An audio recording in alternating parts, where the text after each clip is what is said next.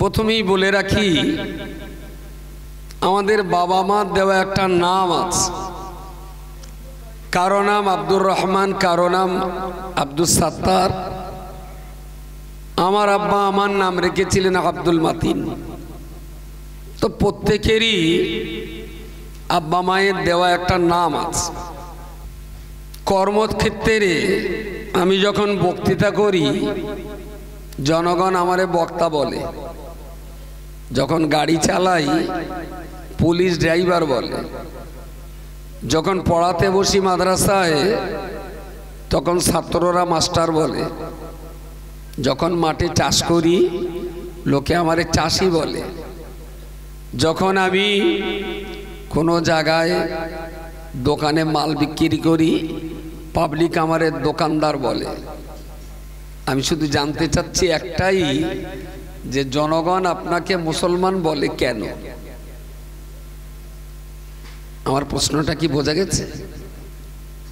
হ্যাঁ, মাল বিক্রি করলে যদি দোকানদার হয়, গাড়ি চালালে যদি আমার নাম ড্রাইভার হয়, চাষ করলে যদি আমার নামটা চাষি হয়, তাহলে আমার আরো একটা পরিচয় হলো, আমার জাতীয়তাবাদী পরিচয়, আমি মুসলিম।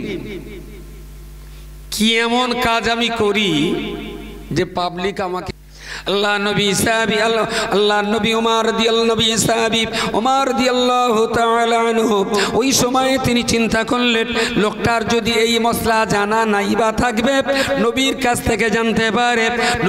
থেকে জানতে পারে, ওই লোকটা যদি অজানা হবে, নবী বলেছেন আপনি জেনে নিলেন, ঠিক ভালো জিনিস মিটে গেল।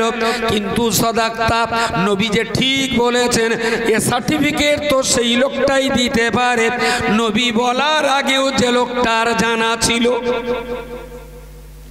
ঠিক বলেছেন না ভুল বলেছেন, এটা তো সেই লোকটাই বলতে পারে যার আগাম জানা ছিল।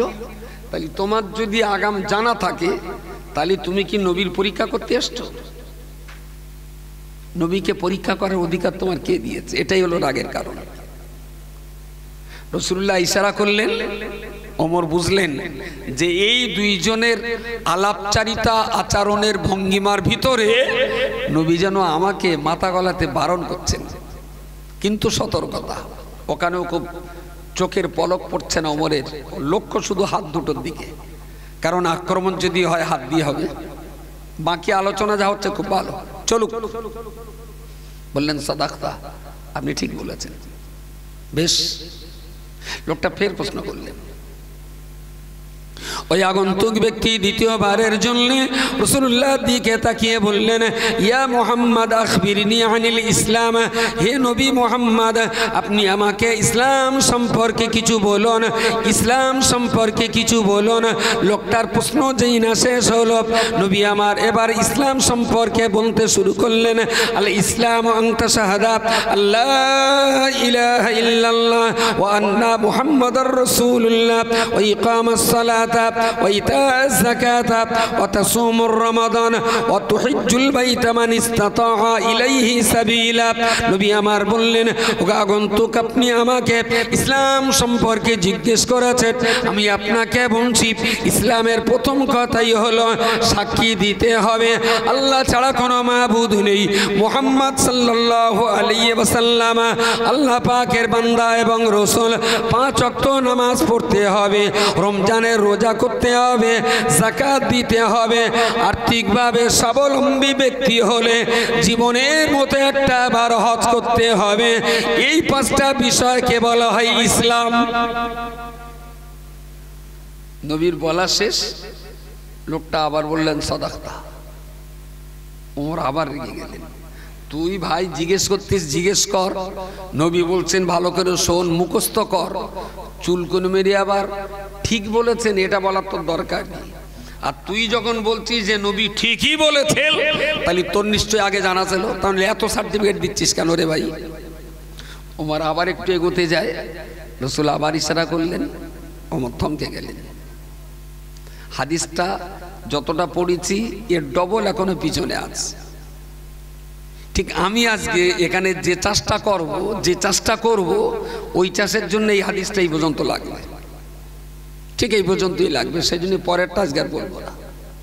দুটো জিনিস এখানে এসেছে। লোকটা জিজ্ঞেস করেছিলেন ঈমান কাকে বলে, লোকটা জিজ্ঞেস করেছিলেন ইসলাম কাকে বলে, তাই না? তো নবী ঈমানের ব্যাখ্যা দিলেন, নবী ইসলামের ব্যাখ্যা দিলেন। Very good. এবার আপনাদের বলছি, যে লোকটার ভিতরে ঈমান থাকে, যে লোকটার ভিতরে ঈমান থাকে তাকে বলা হয়, তাকে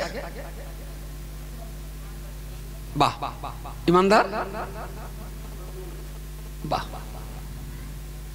পার্সি ভাষায় বলা হয় ঈমানদার, বাংলা ভাষায় বলা হয় বিশ্বাসী, আর আরবিতে বলা হয় মুমিন। ঈমানদার শব্দটা আমাদের সমাজে বেশি প্রচলিত, কিন্তু ভাষাটা পার্সি। তাহলে ঈমান থাকলে তাকে বলা হয় ঈমানদার, আর যার ভিতরে ইসলাম থাকে, বাহ, যার ভিতরে ইসলাম থাকে তাকে বলা হয় মুসলমান। অ্যাকচুয়াল মুসলমান শব্দটা ভুল, মিম সিন লাম মিম, মুসলিমুন। মুসলিমুন শব্দটা বাংলা ভাষার অপভ্রংশ রূপ হলো মুসলমান, এটা অপভ্রংশ। যাক, এখন ঈমান এবং ইসলাম, আমি কিন্তু 8-9 বই নিয়ে বসিনি, আমি মাস্টার ডিগ্রির বই নিয়ে বসিনি, আমি কিন্তু ICDS এর বই নিয়ে বসছি আজকে। ঈমানের কথা বলা মানে একদম তো আমাদের স্টার্টিং পয়েন্ট, তো এখানে আমাদের ধর্মের শুরু পয়েন্ট, তার মানে ICDS বলতে পারেন। কারণ এই গ্রামে আমি কখনো মাইকে বসেছি বলে আমার তো মনে পড়ে না, জি কটা মনে পড়ে না, কিন্তু লোক প্রচুর চেনা, আশপাশে জলসায় দেখা হয়, বহু মানুষকে চিনতে পারছি চেহারায়, কিন্তু এই জায়গাটা আমি কখনো ঢুকিনি। সেই জন্য ICDS এর বই নিয়ে দেখি, যদি মোটামুটি হয় তাহলে আবার মাস্টার ডিগ্রির বইটি ধরা হবে, আগে ICDSটা হোক। ঈমান থাকলে তাকে মুমিন বলা হয়, আর ভিতরে ইসলাম থাকলে তাকে মুসলমান বলা হয়। এইবারে বলেন, মুমিনের দাম বেশি না মুসলমানের দাম বেশি? মুসলমান। ও একবার বলি মুমিন বলে ও গালে দাঁত লেগে গেল। আরে ভুল ত্রুটি হতেই পারে। ইমানদারের দাম বেশি, মুসলমানের দাম বেশি। এ পাড়ার দিকে ইমানের, এর ভেতরে CPM TMC BJP সব হয়ে যাচ্ছে। এটা তো ICDS এর ক্লাস, সেখানে তো একই থাকতে হবে, দু রকম হচ্ছে কেন? তার মানে ICDS নিশ্চয়ই ফাঁকি দিয়েছে, তাহলে দু রকম হওয়ার তো কথা নয়। হ্যাঁ, ও ঠিকই বলেছেন। তার মানে মুসলমান হয়েছেন শুধু হাজামের দ্বারাতেই, এর অতিরিক্ত আর কিছু নেই। এদিকে কি সিরাজপুরের লোক ঢোকে না কারা? মুসলমান পড়ার জন্য কোথাতে লোক আসে ভাড়া? এদিকে পাথরঘাটা, আমাদের ওদিক সব সিরাজপুরে বাটি কাটে, পাথরঘাটা। বেশ, ও আল্লাহর বান্দা মনে রাখুন, আমি আপনাকে বলতে চাইছি রাসূল পাক সাল্লাল্লাহু আলাইহি ওয়াসাল্লাম ঈমানের যে ব্যাখ্যা দিলেন, এই 7টা বিশ্বাস যার ভিতরে বিদ্যমান, ওই লোকটাকে আমরা মুমিন বলতে পারি। আর ইসলামের যে 5টা বিষয় যে মানুষটার ভিতরে বিদ্যমান, ওই লোকটাকে আমরা মুসলমান বলতে পারি। এখন আমি জিজ্ঞেস করেছি, এই দুটোর ভিতরে ঈমানদার আর মুসলমান, এই দুটোর ভিতরে কোন লোকটার মূল্য বেশি? কেউ বলেছেন ঈমানদারের, কেউ বা বলেছেন মুসলমানের, কিন্তু আমি বলতে পারি, এবারে যদি ঘুরিয়ে জিজ্ঞেস করি আপনার মূল্য বেশি ঈমানদার না মুসলমান, এটা আপন জায়গায় বিচার করব। তার আগে কি জানতে পারি, ঈমান আগে না ইসলাম আগে? আগে কোনটা?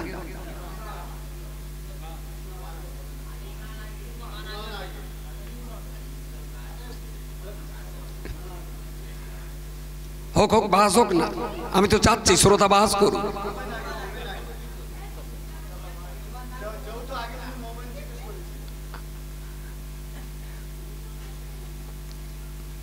আসলে আবার প্রমাণ হলো যে ICDS ফাঁকি দিয়েছেন। ইসলামের যে প্রাথমিক জ্ঞান, ইসলামের যে প্রাথমিক জ্ঞান, যে জ্ঞানগুলো 6 থেকে 7 বছরে নেওয়া উচিত সেই জ্ঞানগুলো আপনাদেরকে দেওয়া হয়নি। কেউ না কেউ আপনাদের হক নষ্ট করেছে। এটা আপনাদের পাওনা ছিল। অভিভাবক, বাবা মা, দাদু দাদি আপনাদের সেই হক নষ্ট করেছে। তার প্রমাণ এটা যে বিভিন্ন দল হয়ে যাচ্ছে। আমি তো টুপিলে বলিনি গোলনা লম্বা, আমি তো একদম গোল লম্বা লম্বা টুপি, গোল টুপি যা দেওবন্দি আহলে হাদিস লামোজাবি বেরেলি গায়ের মুকাল্লিদ মুহাম্মাদি। আমি যে কথাটা বলছি এটা সবার দরকার। এ ব্যাপারে মুসলমানদের বিভিন্ন দল আছে, কিন্তু যে পয়েন্টটা আমি ধরেছি এই পয়েন্টটা নিয়ে কোনো দল নেই। সমস্ত দল এই জায়গাটায় একমত, একদম একমত। তো দাম বেশি মোমেন না মুসলমান, আগে ইমান না ইসলাম? আমি বলছি ইমানটা আগে, ইমানটা আগে, তারপর ইসলাম। আমার আল্লাহ পাক রব্বুল আলামিন কোরআন শরীফে পরিষ্কার করে বলেছেন, ইয়া আইয়ুহাল্লাযীনা আমানু, হে পৃথিবীর ঈমানদার মানুষেরা, ইয়া আইয়ুহাল্লাযীনা আমানু, হে পৃথিবীর ঈমানদার মানুষেরা, উদখুলু ফিস সিলমি কাফা, তোমরা ইসলামের ভিতরে পরিপূর্ণ রূপে দাখিল হয়ে যাও। ওয়ালা তাত্তাবিউ, কোনো দিনের জন্য অনুসরণ করো না খুতুওয়াতিশ শাইতান, মরদুদ বিতাড়িত লানাত প্রাপ্ত অভিশপ্ত ইবলিস শয়তানের অনুসরণ করো না। ও বান্দা মনে রাখো না, আল্লাহ ইসলামের ঘরে ঢুকতে বলেছেন, এটা আদেশ যেমন করেছেন সঙ্গে একটা নিষেধ আল্লাহ করেছেন, কোনো দিনের জন্য যেন ইবলিস শয়তানের অনুসরণকারী হইও না। আমি এদেরকে বললাম, কোচি এই ঠান্ডার সময় শুধু ত্রিপলে বসা খুব ঠান্ডা লাগে, তোমরা এক কাজ করো, শ্রোতাদের সুবিধার্থে একটু ক্যাঁতা ভিজকে দাও, তাহলে শ্রোতারা একটু ভালো করে আরাম করে বসতে পারবে। ক্যাঁতা আনলো, আমি বললাম খবরদার যেন ভিজে ক্যাঁতা বিছিয়ে দিও না, বুঝতে পারেননি? ক্যাঁতা এই জন্য আনতে বলেছি যাতে আমার শ্রোতারা একটু স্বস্তিতে আরামে বসতে পারে, ভালো তো। কিন্তু আদেশ দিলাম ক্যাঁতা বিছাও, আর নিষেধ করলাম যেন ভিজে না হয়। আচ্ছা, আমার এই নিষেধটা অমান্য করে আদেশটা মেনে ক্যাঁতাটা দেশে, তবে সব ক্যাঁতায় 1 কলসি করে পানিও ডেলি ভিজকে দেশে। এইবার বলেন চট ভালো না ভিজে ক্যাঁতা ভালো? তাহলে ক্যাঁতা আনার কোনো যুক্তি? হ্যাঁ, সফল হবে যে ক্যাঁতাটা দাও, তবে নিষেধ করছি যেন ভিজে ক্যাঁতা দিও না। ভিজে ক্যাঁতা দিলে ত্রিপলের চেয়েও খারাপ হবে। আল্লাহ বললেন, তোমরা যারা ঈমান এনেছো, ইসলামের ভিতরে থাকো, এই ইসলাম নামীয় শান্তি ধর্মে তোমরা যদি শান্তির সঙ্গে থাকতে চাও, তাহলে বারণ করছি যেন শয়তানের সঙ্গে পীড়িত করো না। পীড়িত বোঝেন?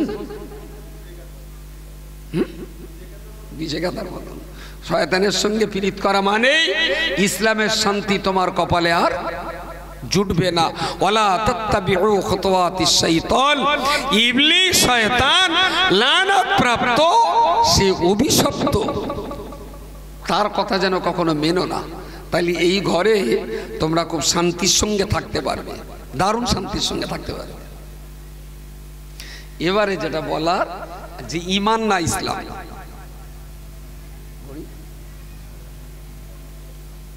বেশ তারপরে 11:30 শেষ করতে হবে, শুধু জাল ফেললে হবে না, আবার ঘাইটা ঝাড়তে হবে এর ভেতরে। আর সময় যখন দিচ্ছি আপনাদের সঙ্গে, আমি ফিডব্যাক আদায় করে তাই লাভ, আমার একটা ফিডব্যাক দিতে হবে আপনাদের। আল্লাহ ঈমানদারদেরকে বললেন, তোমরা ইসলামের ঘরে ঢুকো। ঈমানদার ছাড়া আরো নাস্তিক ছিল, মুশরিক ছিল, পৌত্তলিক ছিল, অগ্নি উপাসক ছিল, মজুসি ছিল, ইহুদি ছিল, খ্রিস্টান ছিল। কোন জাতিকে আল্লাহ বলেননি যে তোমরা ইসলামের ঘরে ঢুকে মুসলমান হও। আল্লাহ কাদের বলেছেন? ইমানদারদের বললে তোমরা ইসলামের ঘরে ঢুকে মুসলমান হও। ইহুদি খ্রিস্টান বেদিন মুশরিক কাফের নাস্তিক আল্লাহ তাদের বললেননি যে তোমরা ইসলামে ঢোকো, বলেছেন ইমানদারদের। বিকজ ইসলাম ধর্ম কার তৈরি? আল্লাহর। ক্লাস 3 কিংবা 4 এর একটা বই পড়বে, বইটার নাম বেশ কয়েক বছর আগে দেখেছি, সে বই এখন আছে না পাল্টে গেছে জানি না, তবে কারোর চোখে পড়লে আমার কথাটা সাক্ষী দেবেন। ওই বইয়ের একটা জায়গায় প্রশ্ন আছে, প্রশ্ন ইসলাম ধর্মের প্রবর্তক কে? উত্তর বলে সেখানে লেখা আছে হযরত মুহাম্মদ। প্রাইমারি স্কুলে 2-3 বইতে পড়েছি। এই কথাটা কি আর কারুর চোখে পড়েছে? পড়েছে? বাহ, এখনো আছে। সিলেবাস চেঞ্জ হয়েছে। সরকারি বইতে এই কথাটা ছিল, ইসলাম ধর্মের প্রবর্তক হযরত মুহাম্মদ। কথাটা কি ঠিক? কি চলে হতে পারে কথা জ্ঞান প্রকাশ, তা হতে পারে, বইটার নাম আমার মনে নেই। তাহলে আমি যে মোটামুটি আমার এখনো মনে আছে, আপনারা তার সাক্ষী। আচ্ছা, এই যে কথাটা কি ঠিক? নাড়া যেভাবে এসে তাতে কারো কারো মনের কাছে মনে হচ্ছে ঠিক, যেহেতু এখানে নবীর আছে। নবীনা থেকে যদি বলতো দিলীপ ঘোষ, তাহলে সবাই এক বাক্যে বলতো না না, দিলীপ ঘোষ আবার ইসলাম ধর্মের প্রবর্তক হয়। যেহেতু নবীর নাম লেখা আছে, ইসলাম ধর্মের প্রবর্তক হযরত মুহাম্মদ। প্রথমে বুঝুন প্রবর্তক শব্দের অর্থ কি। প্রবর্তক মানে হলো প্রস্তুতকারী, ম্যানুফ্যাকচারার, যিনি ইসলামকে তৈরি করেছেন। এইবারে বলেন, ইসলাম কি আল্লাহ তৈরি না নবীর তৈরি? আওয়াজটা কি ঠিক 16 আনা? এখনো মনে হচ্ছে ডাল মে কুছ কালা হয়। 100%। একটা সহজ উত্তর শুনে নেন। ইসলাম যে আল্লাহর, তার একটা সহজ মার্কেট। আমার আল্লাহ পাক রব্বুল আলামিন পৃথিবীর মানুষ দিগকে ইসলামের উপরে রাখার জন্য, যখনই দুনিয়ার মানুষ ইসলাম থেকে বিগড়ে গেছে, যখনই দুনিয়ার মানুষের ইসলাম থেকে পা টলে গেছে, আল্লাহ পাক রব্বুল আলামিন তখন একটা, দুটো, তিনটে, এক বা একাধিক নবী বা রাসূল দিয়ে পৃথিবীর মানুষ দিগকে আবার তিনি ইসলামের পথে ফেরাবার চেষ্টা করেছেন। ও বান্দা, মনে রাখুন, দুনিয়াতে সর্বসাকুল্যে নবী রাসূলদের সংখ্যা হলো 1,24,000 নবী এবং রাসূল। এই দুনিয়াতে যারা এসেছিলেন, এরা সবাই তো আল্লাহর পক্ষ থেকেই এসেছিলেন। আল্লাহর বান্দা, মনে রাখুন, নবী মুহাম্মদুর রাসূলুল্লাহকে যদি ইসলাম ধর্মের প্রণেতা মানি, নবীকে যদি ইসলাম ধর্ম তৈরি করেছেন মানি, তাহলে আমাদের নবীর পূর্বে 1,23,999 জন নবী রাসূল যারা এসেছিলেন, তারা তাহলে কোন ধর্মের উপরে ছিলেন? তাহলে নিশ্চয়ই নবীর আগেও ইসলাম ছিল, তাই না? আমাদের নবী যদি ইসলাম তৈরি করবে, তাহলে আগের নবীগুলো তো ইসলামের উপরে থাকা মানাবে না। আগের নবীরাও ইসলামের নবী ছিলেন তারা। তো 60 বছরের একটা বাচ্চার ব্রেনে যদি এই ভাইরাসটা ঢুকে যায় যে ইসলাম তৈরি করেছে হযরত মুহাম্মদ, না হযরত মুহাম্মদকে তিনি একজন মানুষ। বৌদ্ধ ধর্ম তৈরি করেছে কে? না গৌতম বৌদ্ধ। ও আচ্ছা আচ্ছা, তাহলে বৌদ্ধ ধর্ম যেমন মানুষ করেছে, ইসলাম ধর্মটাও তাহলে একটা মানুষের তৈরি করা ধর্ম। মানুষ কারা? না বৈজ্ঞানিকের একবার বলেছিল 11টা নক্ষত্র, পরের বার আবার বললো না 13টা, তারপর বললো নক্ষত্র কটা পাওয়া যাচ্ছে না, এখন 8টা, একবার বললো 18টা। এক্ষুনি বিজ্ঞানীরা বলছে যে টোটাল নক্ষত্র যে কটা না গুনে বলা যাবে। এরা সব মানুষ, এরা সবাই মানুষ। তো এদের যদি এতটা পড়া হয়, তাহলে হযরত মুহাম্মদ যদি যখন ইসলাম তৈরি করেছেন, তাহলে ইসলামের ভেতরে এরকম কিছু হগল বগল থাকাটাও স্বাভাবিক। তাহলে বাচ্চার ব্রেন থেকে এই ভাইরাসটা, যে ভাইরাসটা ঢুকেছে 7 বছর বয়সে, এই ভাইরাসটা 22 বছর বয়সে আপনি কি খুব সহজে বাচ্চার ব্রেন থেকে বার করতে পারবেন? তার মাসুল এখন দিতে হচ্ছে। সুতরাং প্রত্যেকটা বাবা মায়ের উচিত হলো তার সন্তান কি পড়ছে, কেন পড়ছে, এটার প্রতি যত্নবান হওয়া। যদি কোনো ভাইরাস ব্রেনে ঢোকে তাহলে কুইক অ্যান্টিভাইরাস মেরে বাচ্চার ব্রেনটাকে আবার ফ্রেশ করে দেওয়া। ইসলাম ধর্ম কখনো মানুষের তৈরি করা নয়, ইসলাম আল্লাহ তৈরি করা ধর্ম, আল্লাহ তৈরি করা ধর্ম। আচ্ছা, আমার এই বডিটা তৈরি করেছেন কে? আল্লাহ। মাইকালা কইতা সেট ও ইধার সেট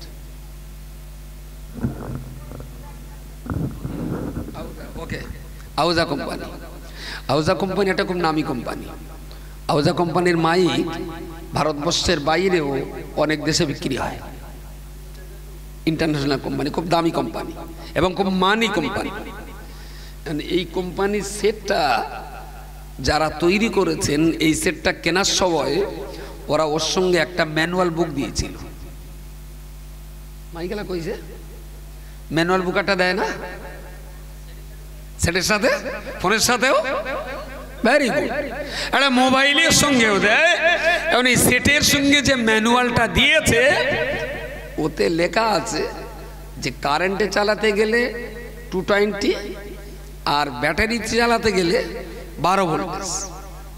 12 ভোল্টেজ। ব্যাটারি কোথায় না ওই ম্যানুয়াল বইতে একটা সেট আঁকা আছে, ব্যাটারি বলে তীর মেরে একটা জায়গায় দেখানো আছে যেখানে দুটো তারে, একটা নীল একটা লাল, দুটো লাগাও আর এই দুটো কেলাম, লালটা লালে প্লাসে, নীলটা মাইনাসে লাগিয়ে জ্বালাও।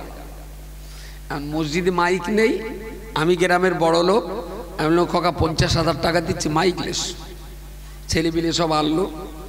এখন কারেন্ট তখন অফ, আমি বললাম ব্যাটারিতে দাও, তো ব্যাটারি দেওয়া হলো, মাইক বেশ চলছে ভালো, গ্রামের লোক খুব সন্তুষ্ট, খুব সন্তুষ্ট।